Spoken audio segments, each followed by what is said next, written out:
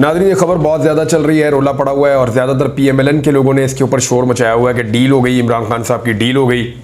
अभी तो इमरान खान साहब बाहर भी नहीं आए, उनका चेहरा भी नज़र नहीं आया और उनकी किसी ने आवाज़ भी नहीं सुनी, तो डील कैसे हो गई?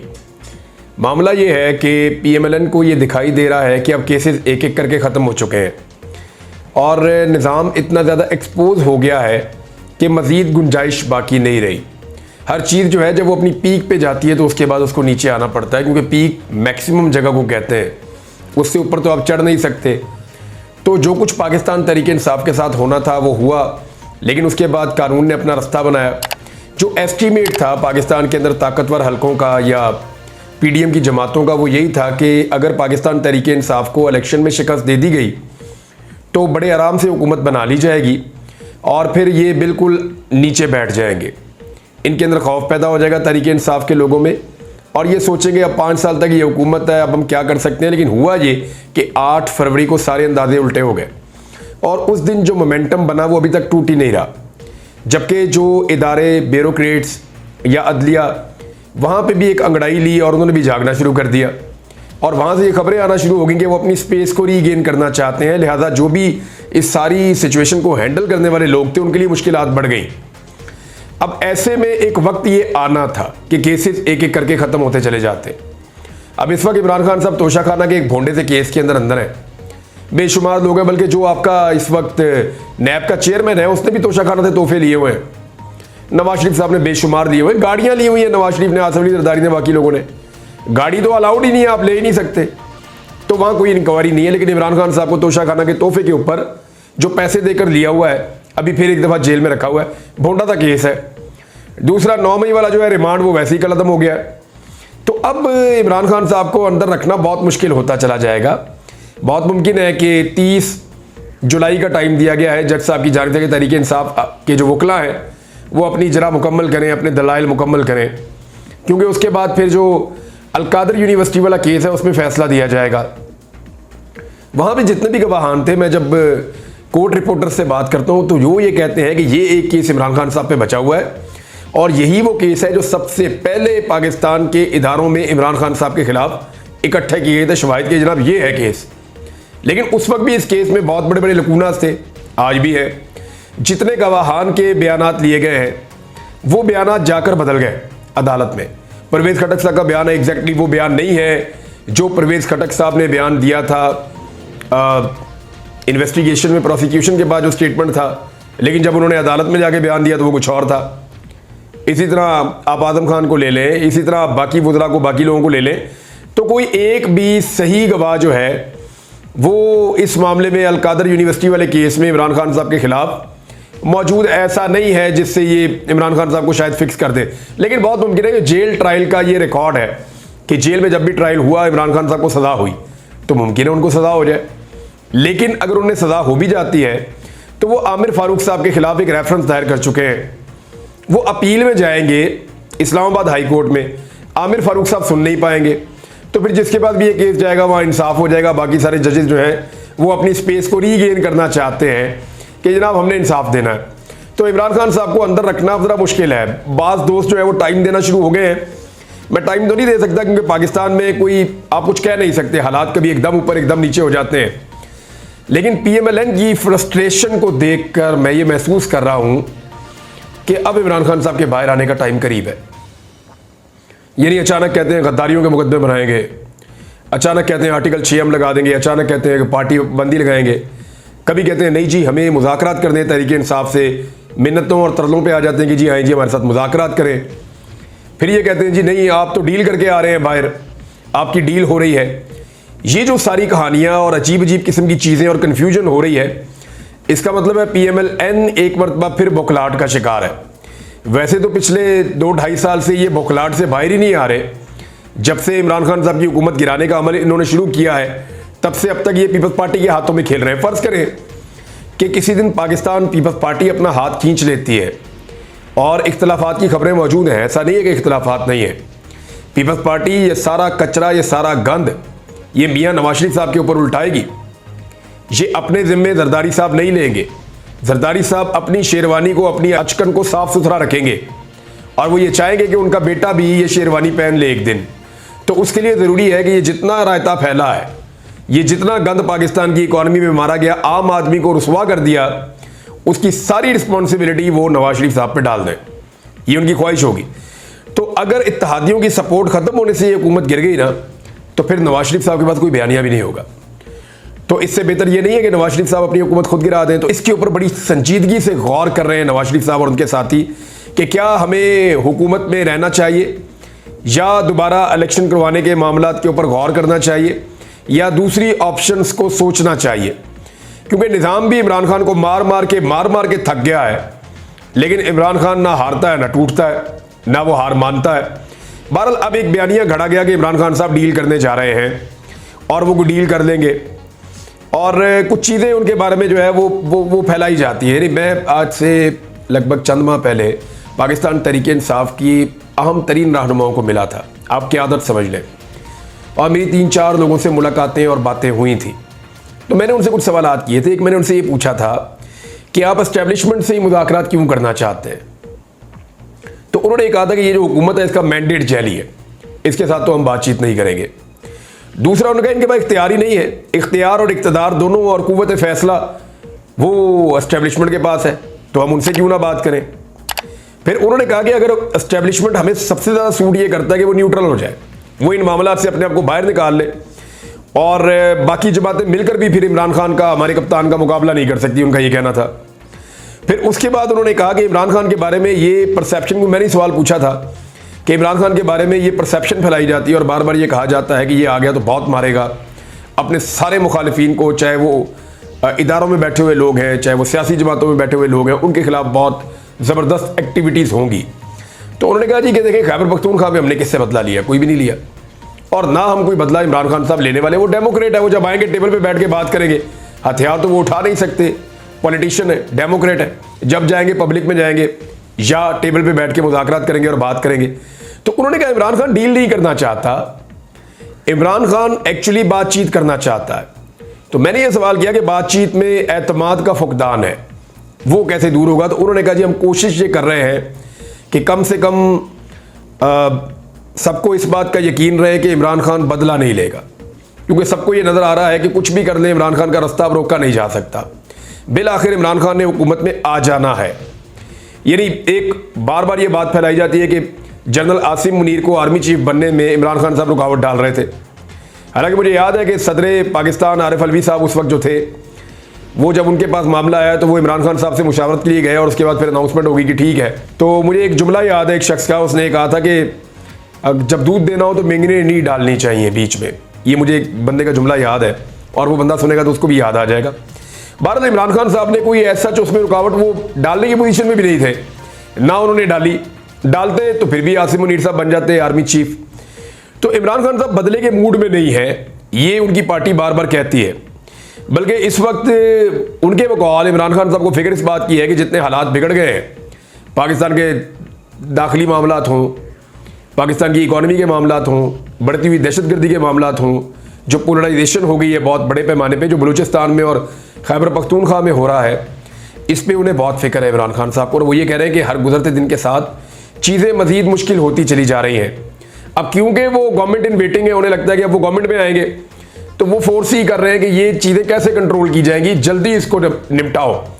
तो शायद इसलिए वो ये चाहते हैं कि जल्दी बातचीत हो। लेकिन उनके केसेस जैसे जैसे ख़त्म हो रहे हैं, इसमें PMLN को और बाकी जमातों को बहुत ज़्यादा तकलीफ और परेशानी हो रही है, और उन्होंने आंखें बंद करके बगैर कुछ देखे डील डील डील का शोर मचाना शुरू कर दिया है।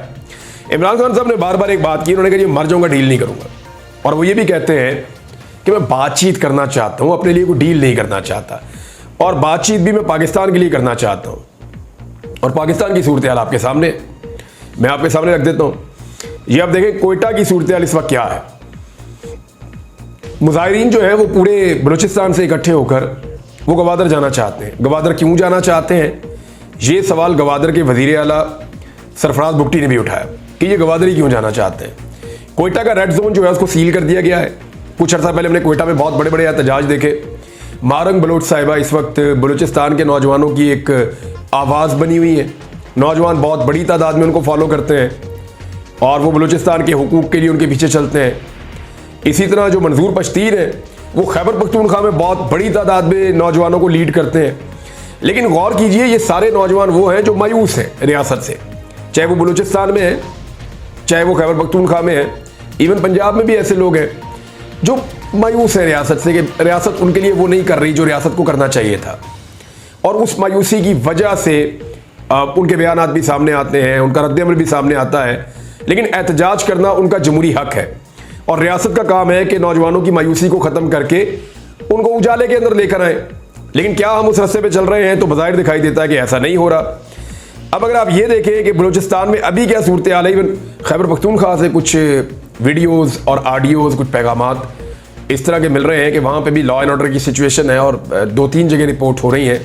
ये बड़ा अनफॉर्चुनेट है। देखिए, ये वक्त है जो सियासी कुव्वतें हैं उनको मुत्तहिद करके मजबूत करने का, ताकि वो इन मसाइल पे काबू पाएँ। जो अवामी मुंतखब नुमाइंदे हैं उनको मौका दिया जाए कि वो जाएँ और जाके, जैसे अली अमीन गंडापुर खैबर पख्तूनख्वा के वज़ीर आला है, वो फ़ौरन पहुँच गए, मुजाहिरीन के बीच में पहुँच गए। यानी पहले उन्होंने वेट किया, रेस्क्यू किया, मुज़ाकरात करवाए, अपने पास बुलवाया, जरगा पूरा, उनकी बातें सुनी, फिर एपेक्स कमेटी के अंदर रखी। फिर अली अमीन गंडापुर साहब पहुँच गए बन्नू, वहाँ जाके जो उन्होंने धुआंधार खिताब किया, जो बातें उन्होंने की और उन्होंने उनका जो मुजाहिरीन का अपना एक झंडा है अमन सफ़ेद रंग का, वो उन्होंने अपने सर पे बांधा। अली अमीन गंडापुर ने नहीं करने देंगे ऑपरेशन, अपने लोगों के साथ खड़े हो गए। तो जो पॉलिटिकल लोग होते हैं वो लोगों के मिजाज के मुताबिक चलते हैं और लोगों को कंट्रोल करना जानते हैं। तो ये क्वालिटी कभी भी किसी और में हो नहीं सकती। ताकत के ज़रिए से लोगों को कंट्रोल नहीं किया जा सकता, जहानत के ज़रिए से और लीडरशिप के ज़रिए से लोगों को कंट्रोल किया जा सकता है। तो जैसे आपने देखा कि वहाँ क्या हुआ बन्नू में, बहुत खौफनाक मसला था, लेकिन कैसे वो अभी तक रिजॉल्व हुआ और अभी आगे चल रहा है। गंडापुर ने एक और भी स्टेटमेंट दिया, लेकिन पहले मैं आपको बताऊं कि जब ये जा रहे हैं सारे गवादर के लिए तो रास्ते बंद कर दिए गए बलूचिस्तान भर से गवादर जाने के लिए, कराची से आने वाला रास्ता भी, कोयटा से जाने वाला रास्ता भी और जगहों से भी। तो फिर अब ये बलोच वो रास्ते जानते हैं, वो कई कच्चे रास्तों से, दूसरे रास्तों से गवादर पहुँचने की कोशिश कर रहे हैं। मारंग बलोच साहिबा जो है वो गवादर पहुँच गई। अच्छा, उनका ये कहना है कि हम बलूचिस्तान के वसाइल के लिए और बलूचिस्तान के हकूक़ के लिए हम निकले और हम आवाज़ उठा रहे हैं, और जो हमारा साहिली शहर है गवादर, हम वहाँ पर आए हैं। अब सरफराज बुगटी साहब ने पूछा कि ये गवादर क्यों है, तो मैं आपको बता देता हूँ। गवादर में इस वक्त बहुत सारी चाइनीज़ कंपनीज काम कर रही हैं। गवादर इस वक्त ऑलमोस्ट, क्योंकि मैंने जब विजिट किया 2022 में, तो मैंने देखा कि वहाँ के तकरीबन सारे प्रोजेक्ट चाइनीज़ कंट्रोल कर रहे हैं। वहाँ पे बहुत बड़ी तादाद में उनके इंजीनियर्स हैं, उनके वर्कर्स हैं जो वहाँ काम कर रहे हैं।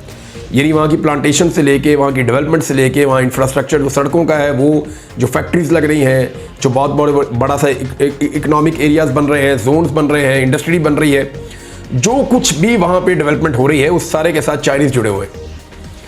तो वहाँ पे लॉ एंड ऑर्डर को मेंटेन रखना बड़ा ज़रूरी है और गवर्नमेंट कोई ऐसा तासुर भी नहीं देना चाहती कि उनके हाथ से कंट्रोल निकल रहा है।